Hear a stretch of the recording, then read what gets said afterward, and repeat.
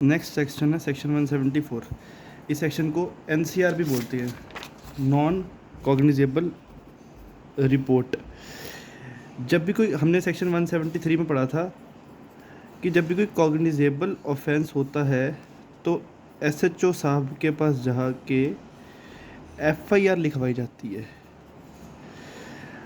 पर अगर कोई नॉन कॉग्निजेबल ऑफेंस हुआ है, नॉन कॉग्निजेबल ऑफेंस ना लेस सीरियस ऑफेंस होते हैं, कॉग्निजेबल ऑफेंस ज़्यादा सीरियस ऑफेंस होते हैं, जैसे मर्डर, डेकॉइटी वगैरह। नॉन कॉग्निजेबल ऑफेंसेस होते हैं लेस सीरियस, जैसे refusing to sign a statement made to a public servant when legally required to do सो।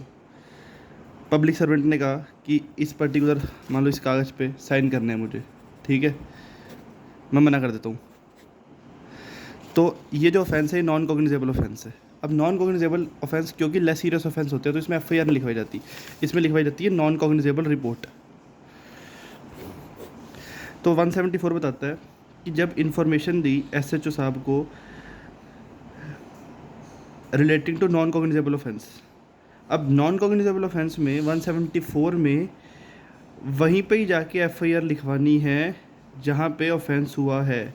मतलब अगर प्लेस ए में ऑफेंस हुआ है तो प्लेस ए के ही पुलिस स्टेशन में एफआईआर लिखवानी है, प्लेस बी के पुलिस स्टेशन में एफआईआर नहीं लिखवा सकते अगर नॉन कॉग्निजेबल ऑफेंस हुआ तो उसके बाद वो जो एसएचओ साहब हैं वो उस इंफॉर्मेशन का सब्सटेंस, उस सब्सटेंस की एंट्री, उस इंफॉर्मेशन के सब्सटेंस की एंट्री एक बुक में कर देंगे, जो भी स्टेट गवर्नमेंट बताएगी कि भाई वो बुक कैसी होगी, क्या उसका फॉर्मेट होगा, क्या क्या होगा।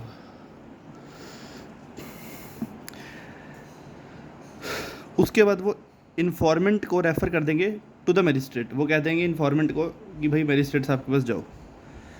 और जो डेली डायरी रिपोर्ट है वो फोर्टनाइटली भेज देंगे मजिस्ट्रेट साहब के पास। तो दो चीज़ें करेंगे, तीन चीज़ें हो गई टोटल।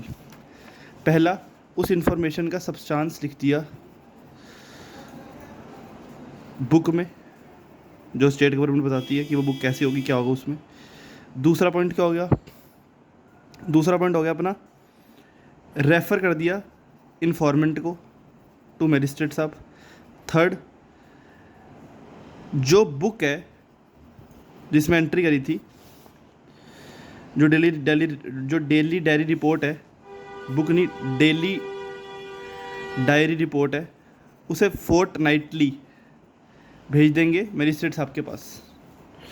सब सेक्शन 2, बिना कोर्ट के, बिना मजिस्ट्रेट के ऑर्डर के कोई भी पुलिस वाला नॉन कॉग्निजेबल ऑफेंस में इन्वेस्टिगेशन नहीं कर सकता है। कॉग्निजेबल ऑफेंस में ऐसा नहीं था, बिना मजिस्ट्रेट के ऑर्डर के पुलिस वाला इन्वेस्टिगेशन कर सकता है in case of a cognizable offence, पर नॉन कॉग्निजेबल ऑफेंस में बिना ऑर्डर फ्रॉम मजिस्ट्रेट के पुलिस वाला इन्वेस्टिगेशन नहीं कर सकता। सब सेक्शन 3, जब मजिस्ट्रेट ने एसएचओ को कह दिया कि you can investigate in this non cognizable offence, उसके बाद वो जो पुलिस वाला है वो वैसे ही इन्वेस्टिगेशन करेगा जैसे वो कॉग्निजेबल ऑफेंस में करता है। उसके पास वो सारी पावर होगी जो उसके पास होती है in case of a cognizable offence, except the power to arrest without a warrant. Sub section 4, अगर एक ऑफेंस है, मान लो एक बाइगैमी, एक आदमी ने बाइगैमी भी करी है प्लस क्रुएल्टी बाय हस्बैंड और रिलेटिव ऑफ हस्बैंड भी करा है। मतलब जो पहले आईपीसी में 498A था, क्रुएल्टी बाय हस्बैंड। अब जो बाइगैमी है ये है नॉन कॉग्निजेबल ऑफेंस, और जो ये है क्रुएल्टी बाय हस्बैंड और रिलेटिव ऑफ हस्बैंड जो आईपीसी में 498A में था, 498A ऑफ आईपीसी में जो था, ये है अपना कॉग्निजेबल ऑफेंस। तो इस सिचुएशन में अगर एफआईआर लिखवाई गई है जिसमें दोनों ऑफेंस आ रहे हैं, ये भी पति ने करा है और ये भी करा है, पति ने पत्नी को मारा भी, पीटा भी है और उसने दूसरी शादी भी कर ली पहली पत्नी के होते हुए, तो उस सिचुएशन में ऐसा माना जाएगा जैसे ये पूरा केस जो है इन टोटल ये कॉग्निजेबल ऑफेंस है, कॉग्निजेबल केस है, और पुलिस इन्वेस्टिगेशन कर सकती है एज पर सेक्शन 173 के प्रोविजन के हिसाब से।